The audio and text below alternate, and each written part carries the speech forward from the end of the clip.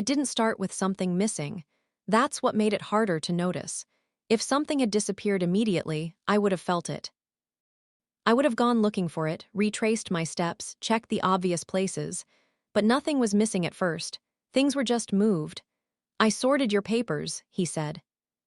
The sentence came from the hallway, casual, almost like he was telling me he had taken out the trash or watered the plants.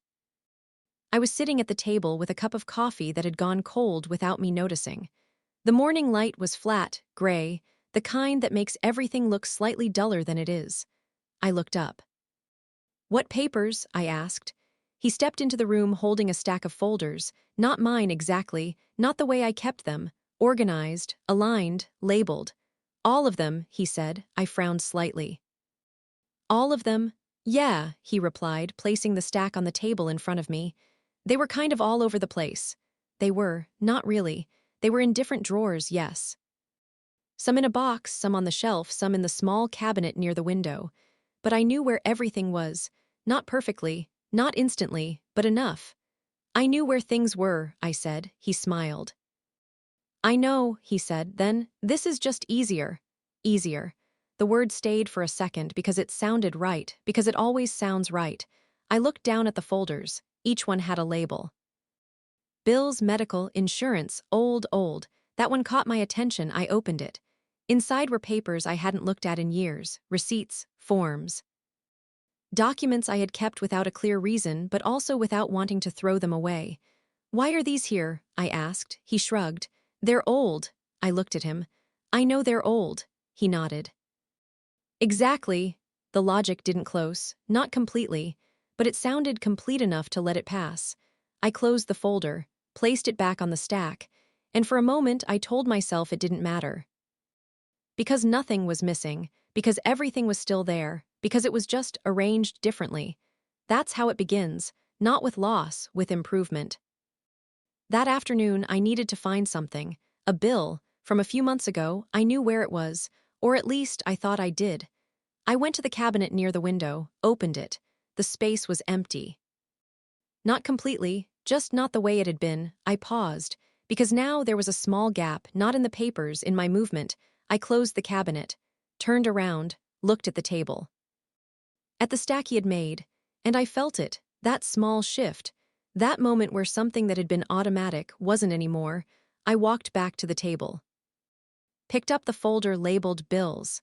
Opened it, flipped through the pages. Slowly, because now I didn't know the order. I didn't know where something would be. I found the bill eventually. It was there, of course it was. Nothing had been removed, nothing had been lost, but the process was different. Longer, less certain. I closed the folder, held it in my hands for a second. Because something about it felt unfamiliar. Not the paper, not the content, the relationship to it. Before I knew where to go, now I had to search. He came back into the room a few minutes later. "Did you find it?" he asked. I nodded. "Yes," he smiled. "See, it's all in one place now, all in one place." Another phrase that sounded right, that sounded better. I placed the folder back on the stack. "It took longer," I said. He tilted his head slightly. "Just because you're not used to it yet." Not used to it. The sentence stayed. Because it implied something, not that it was different, that I would adjust, that I would learn it, that I would depend on it. I didn't respond, because I didn't know what I was responding to. The system, or the idea that I should accept it. The next day, I needed something else. A medical document. I went directly to the table this time. Didn't check the cabinet, didn't check the shelf. Because now I knew where it should be, or at least where it had been placed. I opened the medical folder, flipped through it. Slower this time, more careful. Because now I was aware of the structure, the order, the labels. I found what I needed, closed the folder. And for a moment I felt something, not relief, not frustration, something else. Recognition that I had followed his system, without thinking about the one I had before. That evening he said something else. "You should let me finish organizing everything." I looked at him. "Everything," he nodded. "There are still a few things that aren't in the system yet." The system. That word was new, not folders, not papers, a system. I leaned back slightly. Because now it wasn't just about organizing, It was about structure, control, placement, and something about that didn't feel small anymore. I can handle it, I said. He smiled. I know, then this is just more efficient. Efficient. Another word that closes a conversation. Another word that makes resistance sound unnecessary. I looked at the stack again, at the folders, at the labels, at the clean lines, because now everything looked right, everything looked better.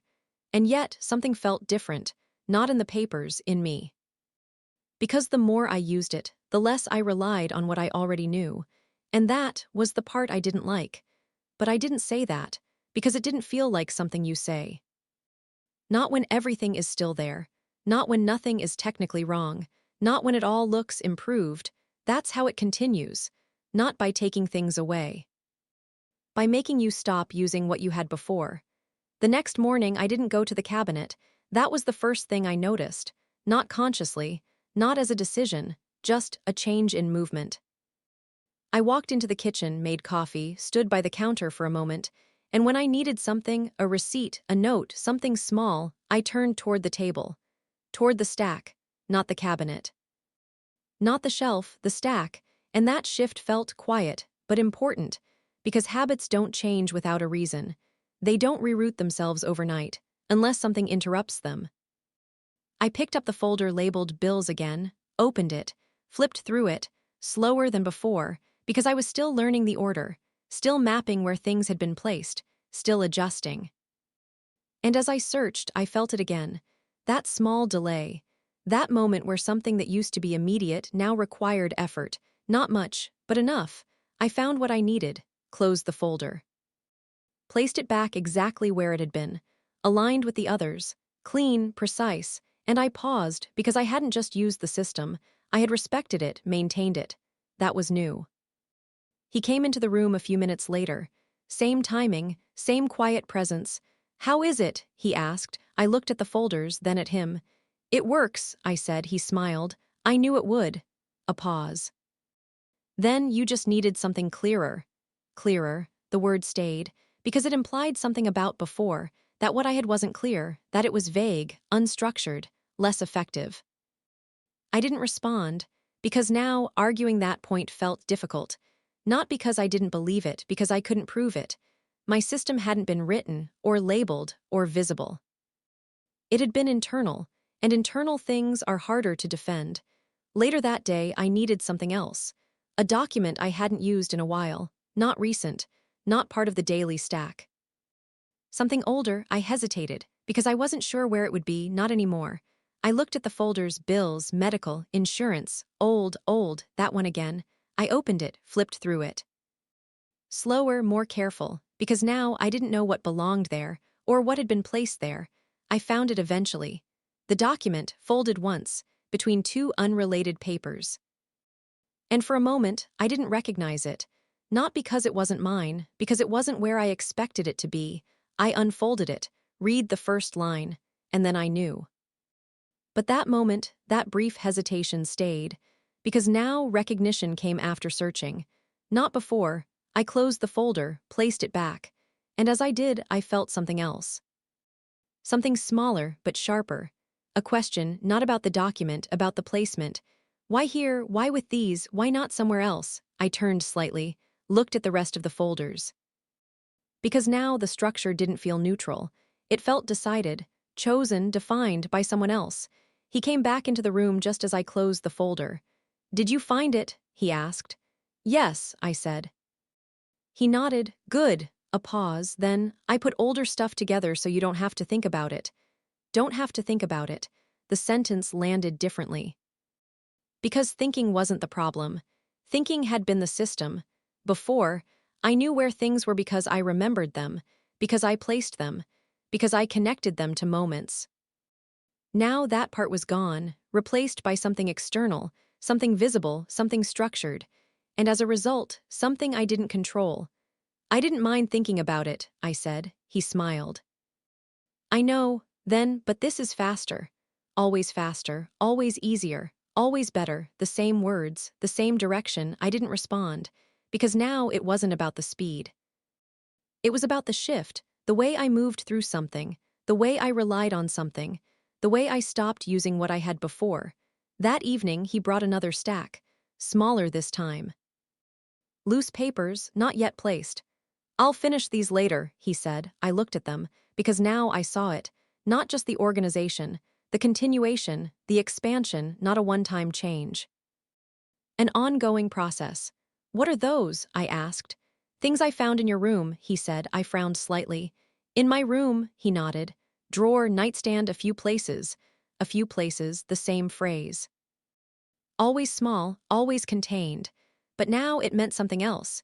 He had gone through my room, opened drawers, looked through things, decided what belonged, and brought it here, into the system. Without asking, without telling me until after.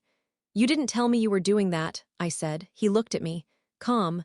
"I was just organizing, the same structure. The same justification. But now it didn't feel small anymore. Because this time it wasn't shared space. It was mine, and he had moved through it, changed it, rearranged it, quietly. "I would have liked to know," I said. He nodded. "I know. Then I didn't think it would matter." That sentence stayed, because now it explained everything, not the action, the assumption. That it didn't need to be discussed, that it didn't require permission, that it was obvious. I looked at the loose papers again, at the things I hadn't even realized were gone. Because now that was the part, not what I couldn't find, what I didn't know had been moved. And that was much harder to track, much harder to control, much harder to take back. I didn't go into my room right away. That was deliberate, not because I didn't want to see what had changed, because I already knew something had. And I needed to understand that feeling before I confirmed it. I stood in the kitchen for a while after he left the papers on the table, looked at them, not touching them. Because touching them would bring me into it, into the system, into the process, and for a moment, I wanted to stay outside of it, just long enough to remember what things felt like before. Then I walked down the hallway, slowly, not rushing, because I didn't know what I would find, and that mattered. I opened the door to my room. Everything looked the same. At first, bed, lamp. Chair by the window, nothing out of place, nothing visibly different, but I felt it immediately, not with my eyes, with something else, a small misalignment. Like a sentence that reads correctly but doesn't feel right. I walked to the nightstand, opened the drawer. The contents were there, but not arranged the way I remembered. Objects that had been grouped together, separated. Things that had been at the back, now closer to the front. Nothing missing, nothing added, just moved. I paused. Because now this wasn't about finding something. It was about recognizing something, or failing to. I picked up a small notebook, flipped through it. Same pages, same writing. But the way I held it felt different. Because I hadn't taken it from where I expected it to be, I placed it back, closed the drawer, moved to the dresser, opened it. Same result, everything present. Everything clean, everything unfamiliar. I stepped back. Because now the room wasn't mine in the same way, not physically, structurally. The logic of it had changed. The internal map I had built didn't match anymore. I walked back into the kitchen. He was sitting at the table, looking at his phone, calm, unbothered, like nothing had happened. "You went through my room," I said. He looked up. "Yes." No hesitation, no attempt to soften it. "I moved a few things. A few, always a few." I stood there for a moment.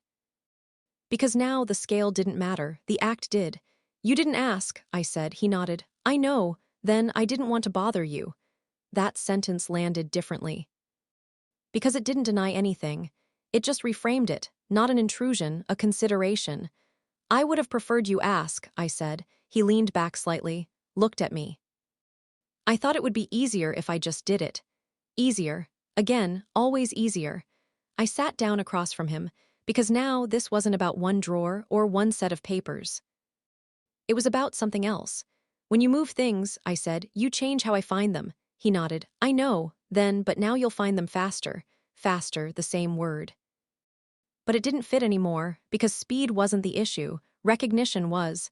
"It doesn't feel faster," I said. He tilted his head slightly. "Just because it's new." New, another word.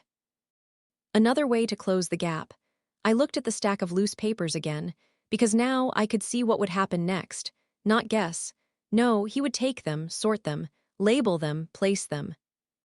And each time, something would shift, not dramatically, not enough to resist, just enough to adjust, until everything belonged to that system. Not mine, his.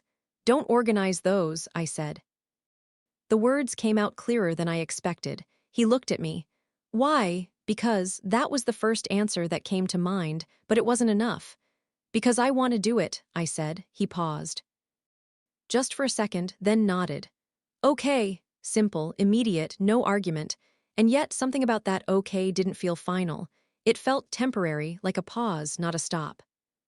I reached for the loose papers, pulled them toward me, and as I did I felt it, not control, not exactly, something closer to resistance.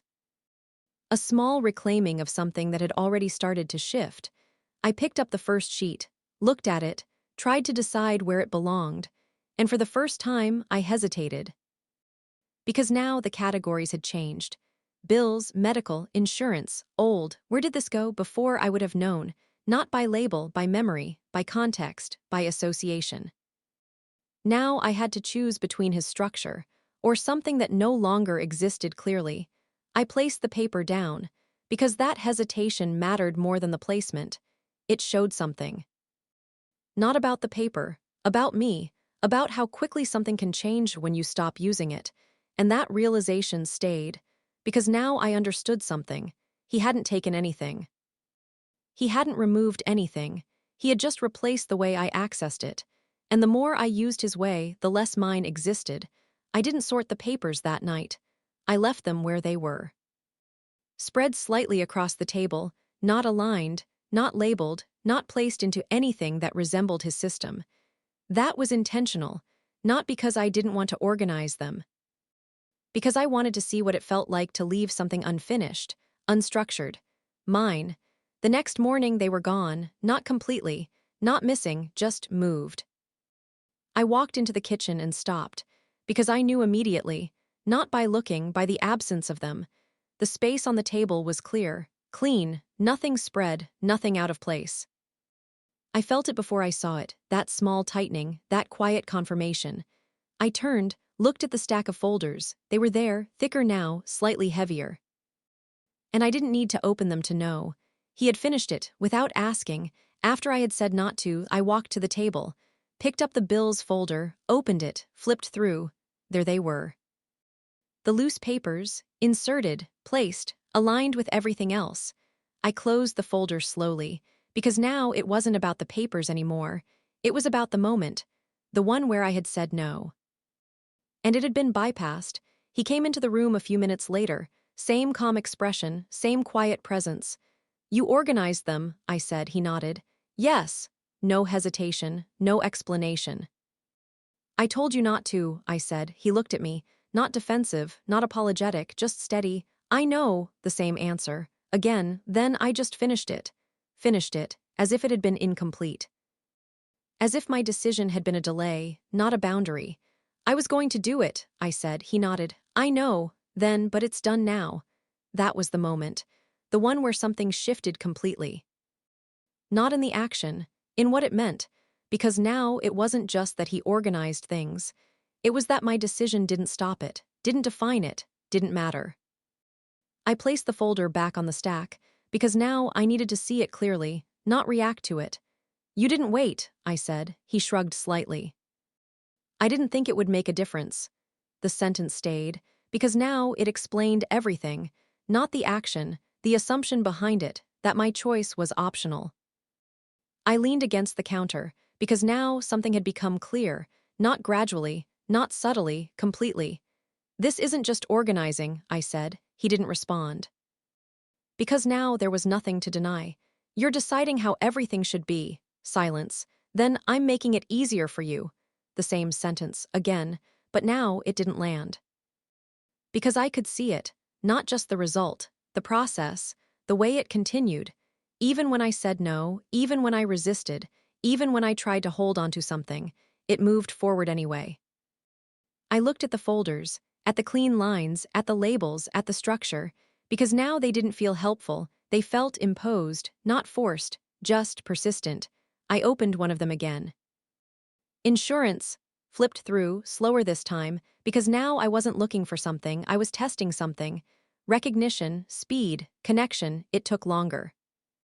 Not because the paper wasn't there, because I didn't know where to go, not instinctively, not anymore, and that was the result. Not lost documents, lost familiarity. He watched me, quiet, waiting. "See," he said, "you'll get used to it." I looked up at him, because now that sentence mattered more than anything else. Not the system, the expectation that I would adapt. That I would stop noticing, that I would eventually rely on it completely. And once that happened, there would be no difference anymore. No before, no comparison, just this. I closed the folder, placed it back, and for a moment I didn't move, because now I understood something clearly. If I kept using it, if I kept following it, if I kept adjusting, then eventually I wouldn't be able to function without it. And that wasn't organization. That was dependency. I didn't use the folders that afternoon. That was the first real change I made. Not saying anything, not arguing again, just not using them. I needed something small, a receipt from a few days ago. Before all of this, before the labels, before the alignment, before the system, I stood in the kitchen for a moment looking at the table, at the stack, at how clean everything looked. And I turned away, walked to the cabinet near the window, opened it. The space was still mostly empty. A few things remained, things he hadn't moved, or maybe hadn't found. I searched there first. Slowly, carefully, because now I was testing something, not where the paper was, where I would go. And as I searched, I felt it. That small shift again, not confusion, not frustration. Something closer to resistance. A quiet refusal to follow something that had been placed over what I already knew. I didn't find it there. Of course I didn't, because it had been moved. But that wasn't the point. The point was that I had gone there first. Not to the table, not to the folders, to where it had been, to what I had known. I closed the cabinet, turned around. Looked at the stack again, because now using it felt different. Not automatic, not neutral, like stepping into something I didn't choose. I walked back to the table, picked up the bills folder. Opened it, flipped through, slower than before, more deliberate, because now I wasn't just searching, I was comparing. The way I moved now to the way I used to, I found the receipt, folded once, between two unrelated pages, and I paused, because now the placement didn't make sense. Not to me, not in the way I would have done it, but it made sense in his system, in his categories, in his structure, and that difference was the part I couldn't ignore. He came into the room just as I unfolded it. "Did you find it?" he asked. "Yes," I said. He nodded. "Good." A pause. "Then it's easier when everything is in one place." The same sentence. Again, but now I heard it differently, not as a suggestion, as a conclusion, already decided, already true.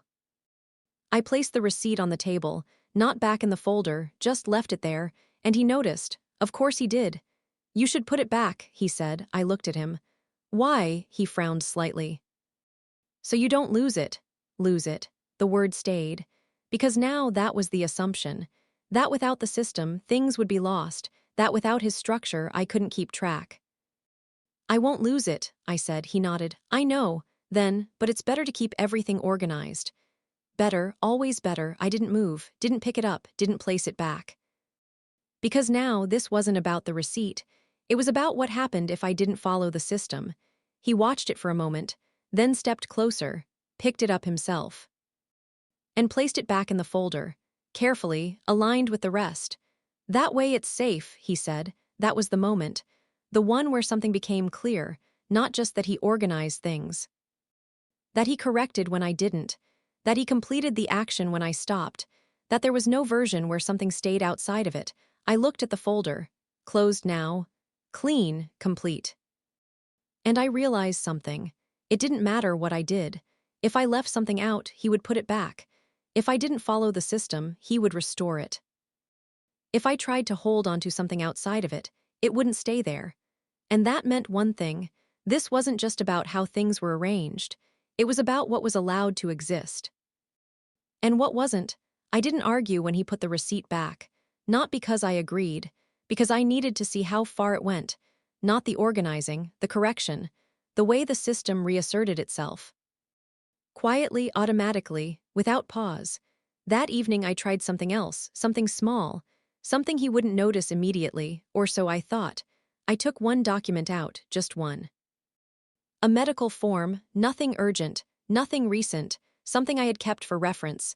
I removed it from the folder, closed everything, and placed it in my room, on the nightstand, not hidden. Not tucked away, just there, a separate placement, a separate decision. I didn't say anything, I didn't need to, because this wasn't about discussion, it was about space. The next morning it was gone, not missing, not lost, gone from where I had placed it. I stood by the nightstand for a moment, looking at the empty surface, because now this wasn't subtle anymore. I walked to the kitchen, opened the medical folder. There it was, placed back, aligned as if it had never left. I closed the folder slowly, because now the pattern was clear, not occasional. Not selective, complete. Anything outside the system returned to it, without question, without permission, without pause. He came into the room a few minutes later. Same as always, calm, present. "You put it back," I said. He nodded. "Yes." No hesitation, no explanation. "I moved it," I said. "I know. Then it belongs there." Belongs, the word landed differently. Because now it wasn't about logic or organization. It was about placement, ownership, definition, who decides where something belongs. "I put it in my room," I said. He looked at me. "I know, then, but it's part of your medical papers." Part of, another phrase, another way to connect something, to group it, to define it. I leaned slightly against the counter. Because now there was no ambiguity. "You're putting things back every time I move them," I said. He didn't respond immediately. Then, "Yes." Simple, clear, final. I nodded slowly. Because now that confirmation mattered more than anything else. "Even if I move them on purpose?" I asked. He looked at me, calm. "Yes." There it was, no condition, no exception, no space. I let the silence sit for a moment, because now I needed to understand the boundary, or the lack of one. "So there's no way for me to keep something somewhere else?" I asked. He tilted his head slightly. "You can," he said. A pause, then, "But it makes things harder." Harder, the same word, different direction. Before it was easier. Now anything outside it was harder. I looked at the folders again, at the clean lines, at the structure, because now it wasn't optional. Not really. It was positioned as the correct way, the efficient way, the safe way. And anything outside of it was a deviation, something that needed to be corrected. I walked to the table, placed my hand on the top folder, not opening it, just touching it. Because now I needed to feel something, not the paper, the system. "You're not just organizing," I said. He didn't respond. "You're maintaining it." Silence. Then, yes. Another confirmation. Another layer, because maintaining means ongoing, continuous, not finished, not static, active. "I didn't ask you to do that," I said. He nodded. "I know. Then I just don't want things to get messy again." Messy, that word stayed, because now that was the alternative, not my system, not my way. Messy, undefined, incorrect. I stepped back from the table, because now I understood something clearly. This wasn't about helping me, or making things easier, or organizing papers. It was about control, not loud, not forceful. Quiet, consistent, absolute, and if it continued, there would be no version of my space left that wasn't part of it. I didn't try to move anything that afternoon, not because I had given up. Because I needed to understand the limits of it, not what he said, what actually happened, so I did something different. I didn't touch the folders, I didn't open them. I didn't search for anything inside them. I needed something simple, a bank statement, recent, something I knew had been there before. I went to the table, looked at the stack, then stopped. Because now I was aware of the choice. Use the system, or not. I turned away, walked to the hallway, opened the drawer where I used to keep those statements.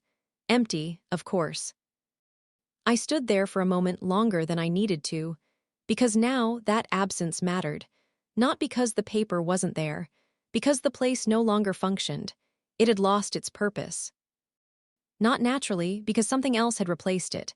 I closed the drawer, went back to the kitchen, picked up the bills folder, opened it, flipped through, and I found it. exactly where it should be, in his system, in his order, in his structure. I closed the folder, because now the result wasn't surprising. The path was, there was only one way to access it. Only one place where it existed, only one structure that worked. And that meant something, not just about the paper, about everything else. That evening I tried something else, not moving something. Not removing something, leaving something unfinished. I opened a folder, took out a few papers, looked at them, then left them slightly out of place. Not messy, just not aligned, not fully inserted. A small break, a small disruption. Then I walked away, didn't say anything, didn't wait. The next morning it was fixed. Of course it was, the papers were aligned, inserted. Placed exactly where they should be, as if the interruption had never existed, as if the system corrected itself. But it didn't. He did. I didn't need to ask. He came into the kitchen a few minutes later, and I said it anyway. "You fixed it." He nodded. "Yes." No hesitation. "I left it like that on purpose," I said. He looked at me. "I know." Then it looked unfinished. Unfinished, the word stayed, because now that was the rule. Anything incomplete, anything outside the structure, anything that didn't match the system had to be corrected. I leaned back against the counter, because now the boundaries were clear.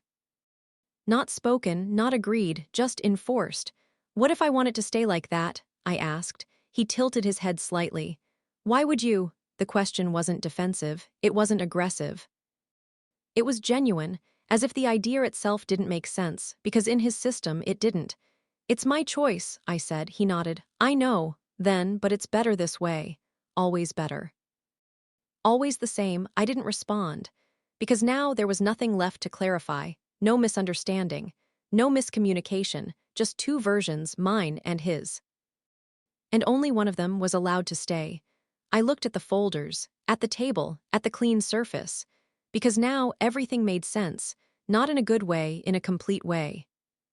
This wasn't about helping, or organizing, or improving. It was about replacing something, quietly, consistently, until there was no alternative left. And once that happens, you don't notice the system anymore, you just follow it. I didn't move anything the next morning. I didn't leave anything out of place. I didn't test the edges. Because I already knew where they were, and more importantly, I knew what happened when you crossed them, so I did something else. Something he couldn't correct. I didn't use the system at all. I needed a document, not urgent, not important, just something simple, a warranty paper from a few months ago, something I would normally find in seconds, without thinking. I stood in the kitchen. Looked at the table, at the folders, at the structure, and I didn't touch them. I walked to the hallway, opened the cabinet. Empty, of course. I opened the drawer, nothing. I went to my room. Checked the nightstand.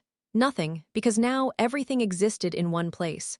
One structure, one system, and if I didn't use it, I couldn't access anything. That was the realization, not slow. Not subtle, immediate, clear. I stood there for a moment, because now I understood the full shape of it. Not organization, dependence, not better placement, centralized control. If I didn't follow it, I lost access.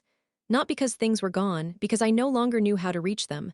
I walked back into the kitchen. He was there, same as always, calm, present. "You're looking for something," he said. Not a question, a statement. I looked at him. "Yes. What is it?" "A warranty paper," he nodded. "Kitchen appliance?" "Yes." He walked to the table. Picked up the bills folder, opened it, flipped through it without hesitation, without pause, and handed it to me. "There," he said. I took it, because now there was no other way, not quickly. Not efficiently, not at all. I held it in my hand for a moment because this was it. The point where everything connected, not the folders, not the labels, the process. I hadn't found it. He had. Not because I couldn't, because I didn't know how anymore. "You knew exactly where it was," I said. He nodded. "Yes." "Then that's the point." The point. That was the first time he said it like that. Not easier, not faster. The point. I looked at the paper, then back at him. "And if I do?" I asked. "If I don't follow it?" He didn't answer immediately, because now that question mattered. Then he said, "Then it's harder."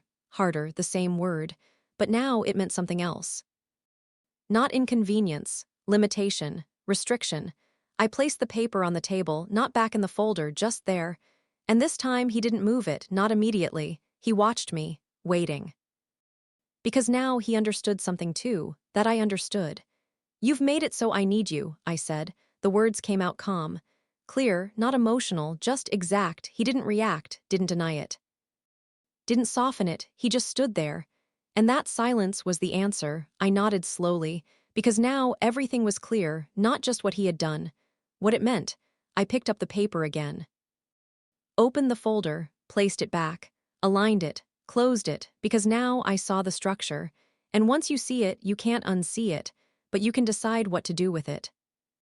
I stepped back from the table, looked at the folders, at the system, at how complete it was, and I understood something, not about the papers, about control. It doesn't always come from taking things away. Sometimes, it comes from organizing them so well that you stop knowing how to live without it.